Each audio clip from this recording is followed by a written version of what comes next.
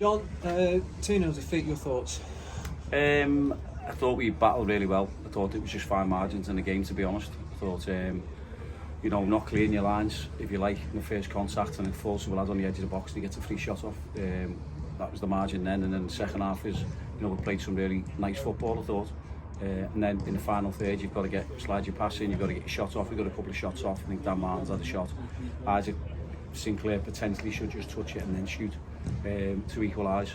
But again, fine margins again. Someone gets down the sides, we don't stop a cross, and lad gets across the front area, and the second goal goes in. So disappointing, but in terms of what we have to deal with before the game and everything else, and then what we put out on the field, is I couldn't be prouder of them in terms of the performance, how they went about it. As I said, there was just fine margins in the game. Yeah, considering such formidable home form that Cambridge have, Accrington, your side had plenty of heart. Oh, definitely. I thought we had plenty of the ball as well. I thought we'd done okay with the ball. At times when we went long and we won a few headers, got the ball down, passed the ball. We played some really nice football in the first half. But as I said, we just needed end product. We needed some quality in the final third, which we've had in recent weeks, and we just didn't have it today. Obviously, a lot of the headlines will be from when the team sheet comes out. You see 3 key players, 5 players on the bench. What's happening at the moment?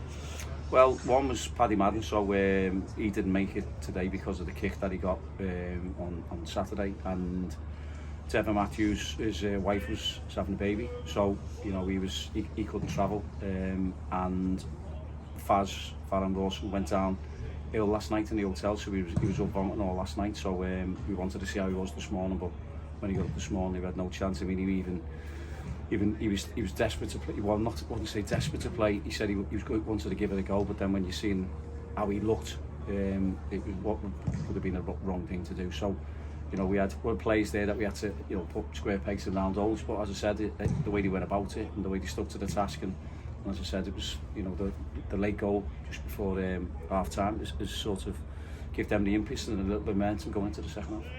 You put Seamus Keneally at centre back. Midway through the first half, it looked like he landed awkwardly on his shoulder, potentially dislocated. How's he doing? Yeah, he did. It was more like his ribs and his back, so I think it winded him. So we'll have to see. So he was nursing it right the way through the game, but what a performance he put in. He was up against Appier, and dealt really well with him. And the lads, as I said, either side of him, Ben Ward was outstanding. He battled away and won all his headers and individual clashes and duels. So Seamus is open. We'll see how he is, but at the minute he's probably a little bit slow. We'll see how he is. I suppose the wonders of the festive schedule in terms of, yes, you've got to get players ready and right to go again, but you do have the chance to bounce back very quickly, and you've got 2 big home games. Yeah, you have to move on quick. So said that to the lads there. It was the fine margins. I said that you have to deal with, you have to be better at, and then you have to be better and show your qualities that we have shown in previous games. So, now the festive period's coming up right now. It's a busy schedule. We've got 2 home games, massive home games for us, and it's all full steam ahead into them games now.